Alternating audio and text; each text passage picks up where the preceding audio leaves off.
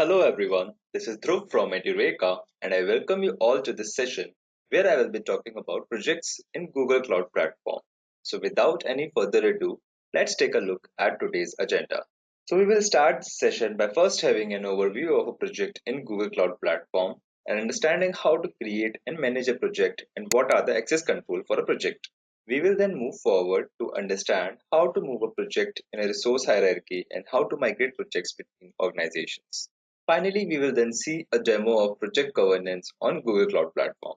Before we begin, do consider subscribing to our YouTube channel and hit the bell icon to stay updated on trending technologies. And also, if you are interested in online training certification in Google Cloud Platform, check out the link given in the description box below. So first, let's understand what is a project in Google Cloud Platform. So a project in a Google Cloud Platform organizes all your resources. A project consists of a set of users, a set of APIs, and billing authentication and monitoring settings for those APIs. Like for example, all of your cloud storage buckets and objects along with user permissions for accessing them reside in a project. Let's now understand how to create and manage projects in Google Cloud Platform. Before we begin, keep in mind that in order to interact with Google Cloud resources, you must provide the identifying project information for every request. So the following are used to identify your project. First is a project name, which is a human readable name for your project. The project name isn't used by any Google APIs. You can edit the project name at any time during or after project creation. Project names do not need to be unique. Now the next one is a project ID, which is a customizable unique identifier for your project. So you can see this in the project name. My sample project is given, which is the project name. Then the second thing is project ID, which is a customizable unique identifier for your project. The project ID is a unique user assigned ID that can be used by Google APIs. If you do not specify a project ID during project creation, a project ID is assigned automatically. The project ID must be a unique string of 6 to 30 lowercase letters, digits, or hyphens. It must start with a letter and cannot have a trailing hyphen. You cannot change a project ID once it has been created. You cannot reuse a project ID that is in use or one that has been used for a deleted project. Some words are restricted from use in project IDs. If you see restricted words in the project name, such as Google or SSL, the generated project ID excludes these words. Now, the last one is a project number, which is an automatically generated unique identifier for your project. The project number and project ID are unique across Google Cloud. If another user owns a project ID for their project, you won't be able to use the same project ID. You can't reuse the project ID of a deleted project as well. So when you choose your project ID, don't include any sensitive information in your names. Like you can see here, the project ID is given as a my sample project 191923 and project number. This is just a for example I showed you project number that is also automatically assigned. Now let's get started with understanding how to create a project. This permission is included in the project creator, resource manager project creator role, which is granted by default to the entire domain of a new organization and to free trial users as well. If you do not specify the parent resource, a parent resource is selected automatically based on the user account's domain. You can create a new project using the Cloud Console, the Google Cloud command line tool, or the project create method also as well. So to create a new project, do follow these steps. Like go to the manage resource page in the Google Cloud Console. On the select organization drop down list at the top of the page, select the organization in which you want to create a project. If you are a free trial user, skip this step as this list does not appear. Then click create project. In the new project window that appears, enter a project name and select billing account as applicable. A project name can contain exclamation points and must be between 4 and 30 characters. Then enter the parent organization or folder in the location box.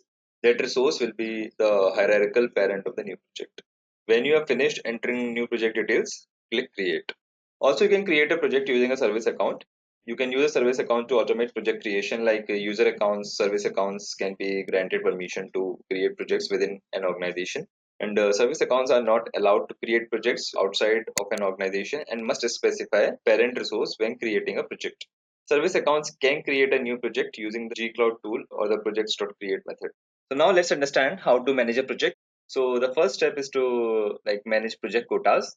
So if you have fewer than 30 projects remaining in your quota, notification displays the number of projects remaining in your quota on the new project page. Once you have reached your project limit, to create more projects, you must request a project limit increase. Alternatively, you can schedule some projects to be deleted after 30 days on the manage resource page. Projects that users have soft deleted count against your quota. So these projects get fully deleted after 30 days only. Now the second thing is identifying projects. So to interact with the Google Cloud resources, you must provide the identifying project information for your request. A project is identified by its project ID and project number, as I have like already explained you what is project ID and project number and how to get them.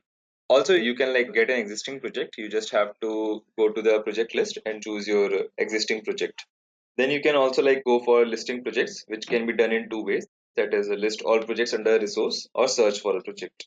For managing the project, the updating of the projects can also be done. Like you can update projects using the Cloud Console or the projects.patch method. Currently, the only fields that can be updated are the project name and labels. You cannot change the project ID value that you use with the Google Cloud Command Line tool or API requests. Next thing is shutting down, or can you can say like deleting the projects. So you can shut down projects using the Cloud Console or the projects.delete method. A project must have a lifecycle state of active to be shut down in the way. This method immediately marks a project to be deleted. A notification email will be sent to user who initiated the delete operation. In the technical category, contracts that are listed in essential contacts. Project that is marked for deletion is not usable. If the project has a billing account associated with it, that association is broken and isn't restrained if the project delete operation is cancelled. After approximately 30 days, the project is fully deleted. At the end of the 30-day period, the project and all of its resources are deleted and cannot be recovered. Until it is deleted, the project counts towards your project quota. If you have set up billing for a project, it might not be completely deleted until the current billing cycle ends and your account is successfully charged. The number and types of services in use can also affect when the system permanently deletes a project. If the process to shut down a project fails, you can go for troubleshooting project deletion. And the last thing in managing a project is restoring a project. Project owners can restore a deleted project within the 30-day recovery period that starts when the project is shut down. Restoring a project returns it to the state it was in before it was shut down. So some resources such as cloud storage or PubSub resources are deleted before the 30-day period ends and may not be fully recoverable. To restore a project using the Cloud Console, you just have to go to the Manage Resources in the Google Cloud Console, and in the project picker at the top of the page, select your organization. Below the list of organization folders and projects, click Resource Pending Deletion, and then check the box for the project you want to restore. Then click just Restore. In the dialog that appears, confirm that you want to restore the project. Now that we have understood how to manage and create a project, let's understand how we can provide access control for projects using identity and access management. So Google Cloud offers identity and access management, which lets you give more granular access to specific Google Cloud resources and prevents unwanted access to other resources. So IAM lets you adopt the security principle of least privilege, so you grant only the necessary access to your resources. IAM lets you control who has what access to which resources by setting IAM policy, which grants specific roles that contain certain permissions. So the first thing in access control is permissions and roles. So to control access to resources, Google Cloud requires that accounts making API requests have appropriate IAM roles. IAM roles include permissions that allow users to perform specific actions on Google Cloud resources. For example, the resource manager organizations list permission allows a user to list the organizations they own, while resource manager projects delete allow a user to delete a project. You don't directly give users permission. Instead, you grant them roles which have one or more permissions bundled with them. You grant these roles on a particular resource, but they also apply to all of that resource's descendants in the resource array. So let's understand it briefly. So first is permissions. So to manage projects, the caller must have a role that includes these following permissions. The role is granted on the organization or folder that contains the projects. So you can see the method and required permissions for it. You can see for create permission, there's a resource manager projects create. You can see all these same, but you can see the third last one, which is resource manager projects test IAM permissions. That doesn't require any permission. Then there are user predefined roles as well. So IAM predefined roles allow you to carefully manage the set of permissions that your users have access to. The following table lists the predefined roles that you can use to grant access to a project. Each role includes a description of what the role does and the permissions included in that role. So you can see the role and the name for it, then also the description, you can see for role name project creator. You can see that it provides access to create new projects. Once a user creates a project, they are automatically granted the owner role for that project. Then you can see the permissions for it, the specific permission for it, like resource manager organizations get to get the permissions. Similarly, for project deleter and project mover and project IAM admin, specific permissions are there, and you can like see the descriptions also for it. And then there are basic roles. These roles are very powerful and include a large amount of permissions across all Google Cloud services. Like you can see for owner, editor, and viewer, these are like, if you see in resource hierarchy, they are the highest roles. You can see like how for owner all permissions for all resources are given. Then for editor, create and update access for all resources. And then with the viewer role, you can like get and list access for all resources. Also, like can create custom roles. So in addition to the predefined roles described in the topic, you also create custom roles that are collections of permissions that you tailor to your needs. Then the second thing in access control at the project level. So you can like grant roles to users at the project level using the Google Cloud Console, the Resource Manager API, and the Google Cloud Command Line tool. So there's a default role also, like when you create a project, you are granted the owner role for the project to provide you full control as a creator. This default role can be like changed as normal in an IAM policy as well. Then there are like VPC service controls. So VPC service controls can provide like additional security when using the resource manager API. So VPC service controls improves your ability to mitigate the risk of data exfiltration from Google Cloud services such as cloud storage and BigQuery. You can use VPC service control to create parameters that protect the resources and data of services that you explicitly specify. Now let's move on to understand how to move a project within the resource hierarchy. So the project resource is the base level organizing entity in a Google Cloud organization. Projects are created under organizations and can be placed under folders of the organization resource itself, forming the resource hierarchy. You can move project resources within your resource hierarchy, but should consider the policy implications of the move before you make it. So when you move a project, any identity and access management policies or organization policies that are directly attached will move with it. However, a project in your resource hierarchy is also affected by the policies that it inherits from parent resources. So if a project inherits an IAM role that provides user permissions to use a particular service, users will not have access to that service at the destination unless it would inherit the permission at the destination as well.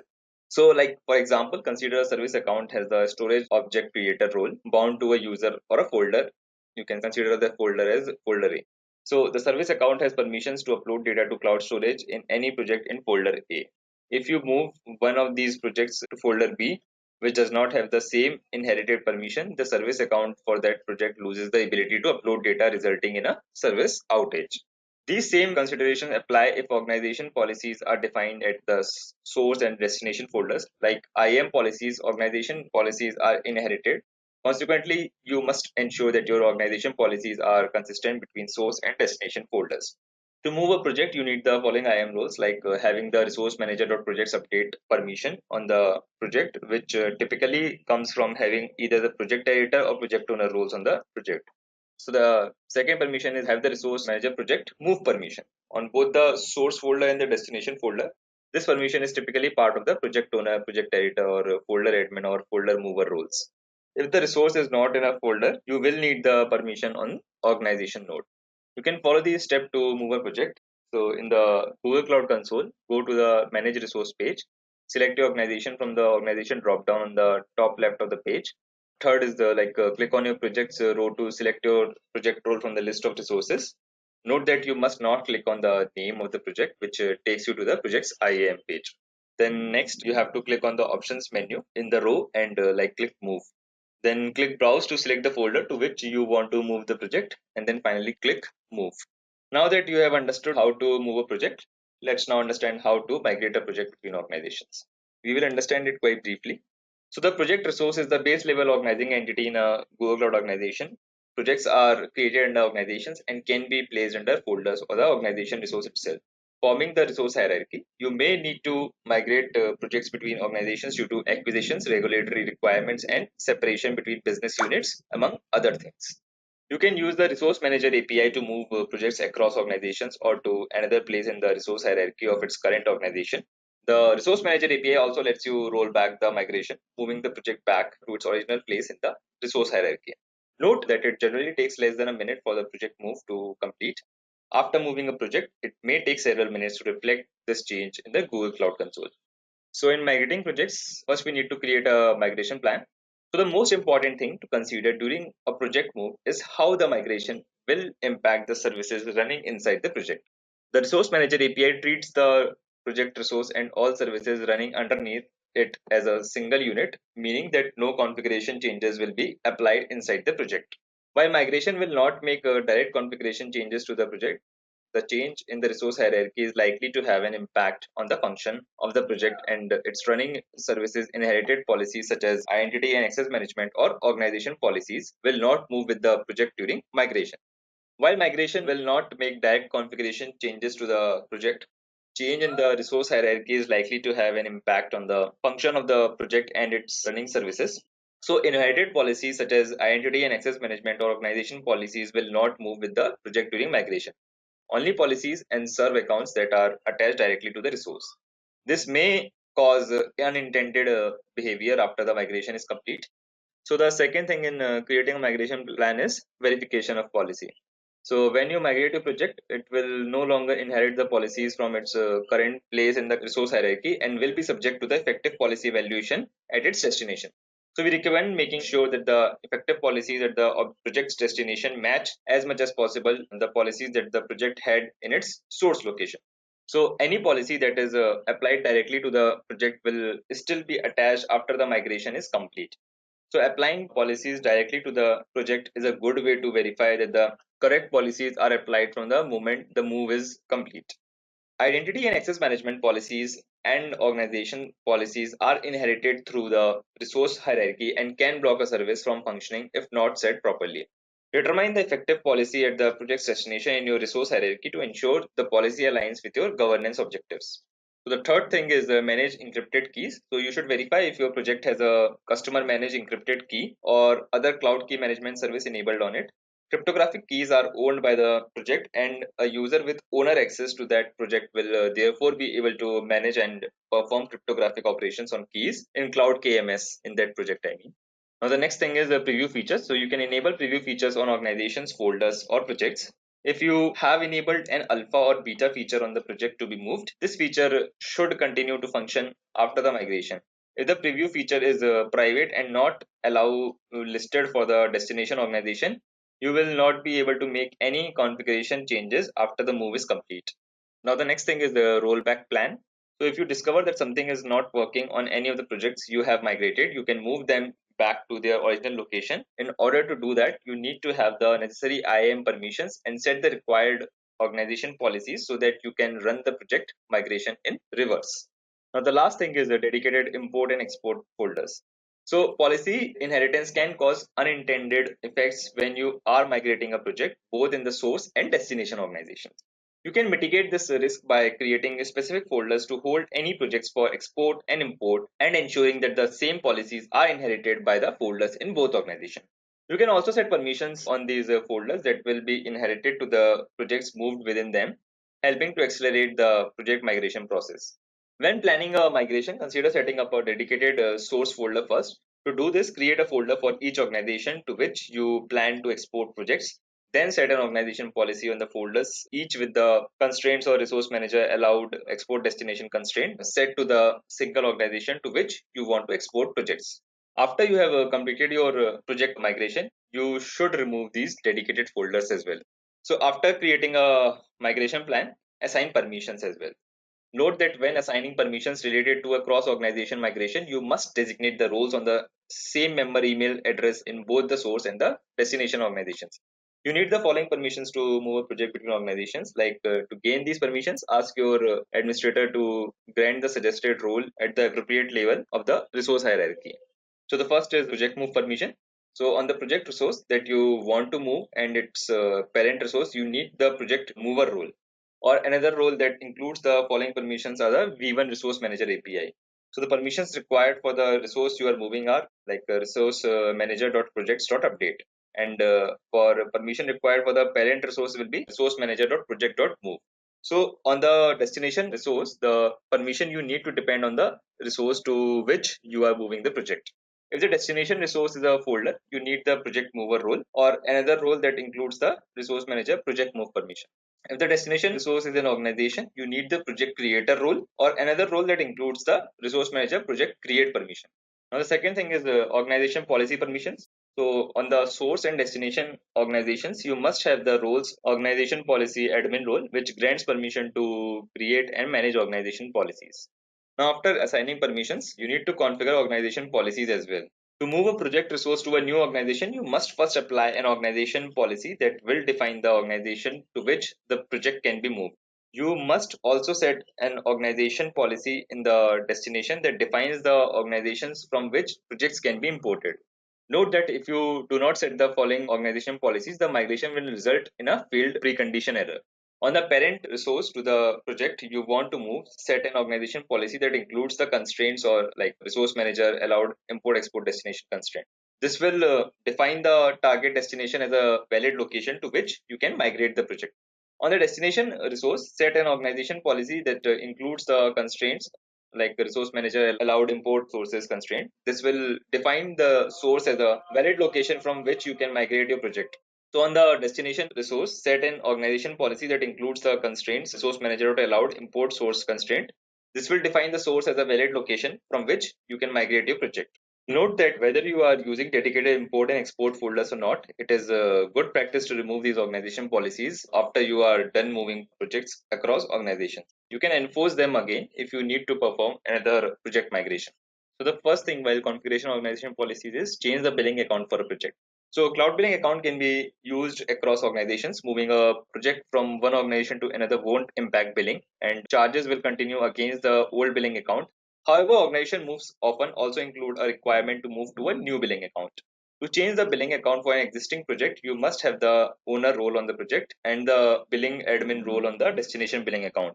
To change the billing account, go to the billing page in the Cloud Console, click the name of the billing account you want to change, and under projects linked to this billing account, find the name of the project to move, and then click the menu button to the right. Then click change billing, and then select the new billing account, then click set account. Follow these steps and you can change the billing account for a project. Charges already incurred that have not yet been reported in the transaction history will be billed in the former billing account. This can include charges from up to 2 days prior to when the project was moved. Also, you can move a billing account between organizations. So a billing account can be moved from one organization to another, although this isn't often a necessary step. Most existing organizations will already have a billing account that should be used instead. If you need to migrate an existing billing account, get the billing admin role on the source and destination organizations. Then go to the billing page in the Cloud Console. Click on the name of the billing account you want to move. At the top of the account management page, click Change Organization. Then select the destination organization and then click OK. The billing account is now associated with the specific organizations. Note if you move billing account that has active Google Cloud Marketplace subscriptions, those subscriptions are automatically cancelled. Then the last step in migrating a project is perform the migration, of course. So if you have the appropriate IAM permissions and the required organization policies are enforced, you can use the resource manager API to move a project resource. So the following instructions are only for migrating a project from one organization to another. Like to migrate a project under an organization, run the following command. This you can see like gcloud beta projects, this one. Then you can also specify a folder as the target resource with the following command. So where it will happen? So you need to understand the project ID for that. Like project ID is the ID or number of the project you wish to migrate. And then there's organization ID, which is the ID of the organization to which you want to move the project. You can only specify one target, either an organization or a folder. And then there is folder ID, which is the ID of the folder to which you want to move the project. You can only specify one target, either a folder or an organization. Also, you can roll back a migration. So if you have mistakenly moved a project, you can roll back the operation by performing the move again with the old source as the new destination and the old destination as the new source. You must have the necessary IAM permissions and organization policies enforced to allow this as if this were an entirely new migration. So now that you have a theoretical understanding of projects in GCP, let's now see how it's been made practically by trying our hands on it on Google Cloud Platform. You can just directly go to Google Cloud Platform console. So this is how the Google Cloud Platform console looks like. So if you don't have an account on Google Cloud Platform, create one. It's a very good platform to have an account on. While making the account, it will ask for your credit and debit card details. It will just deduct 1 rupee, and that will also be refunded soon. So here you can see like the project name, project ID, and project number is given. Dashboard only. That's how the dashboard looks like. So and you just have to go here. This is from here you can choose your project. Like I have created number of projects. You can also like go and create a new project from here. Just give the project name. You can give it like project test. So you can see the project ID is getting created with this, the name and then this number. It cannot be changed later. Okay. Then you can also choose your organization. If you are using a free account and you don't have an organization, then you can choose no organization also and create a billing account like this, or you can just simply choose the organization. I will choose it from here. So I will just create it. It will take a few minutes, few minutes, like 1 or 2 minutes. Yeah. So you can see like it got created. I will just select this project. So now you can see like the project name, my project test, project ID, and project number. Everything is given here. That's how easy it is to create a project in Google Cloud Platform. And from by making this project, now you can like use all its services. Like you can see you have the access to use compute engine, Kubernetes engine, storage services also, database services also, application integration as well. All these services you can use once you create a project. Under the project, you get the access to use these services. If you want to delete the project, you can just go to this settings, go to the project settings. You can see you can like choose the project name. This one only we have created, so we will just delete this project. We just have to shut down for that. We just have to type the name for it. So project ID with this. Okay, to shut down project. We just have to type the project ID. So this is the project ID. I'll just copy it from here, just paste it here, and shut down. So as I've told you, like it takes at least 1 month to get the project shut down. So you can see today is like 22 July. So by 21st August, it will get shut down. That's how it's been shut down. Now you can see my project test is does not exist here anymore, right? So I hope you have understood how to create a project and how to delete the project in Google Cloud Platform. These are the concepts of Google Cloud Platform projects. So with this, we come to the end of today's session of projects in Google Cloud Platform. I hope you had a great time learning and understanding about it. And if you have any queries, please feel free to leave them down in the comment section below. Until next time, thank you. I hope you have enjoyed listening to this video. Please be kind enough to like it, and you can comment any of your doubts and queries, and we will reply them at the earliest. Do look out for more videos in our playlist and subscribe to Edureka channel to learn more. Happy learning!